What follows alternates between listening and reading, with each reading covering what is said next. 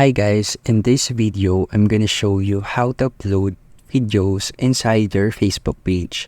So heading to the profile page of your Facebook page and then click on this photo or video button. And then click on this add photos or videos. And then we will be redirected in our file manager. Click on the video that you want to upload and then hit the open button. After clicking this, we can add a message or text for this video.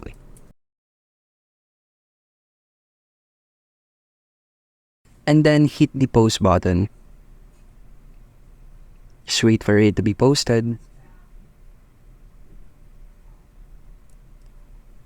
And as you can see here, it is now being processed. Now, after a minute, you will receive a notification that your video is ready to view. Click on this notification. And there is it. As you can see, the video has been uploaded in your Facebook page. And that is how to upload video in your Facebook page. And thank you for listening.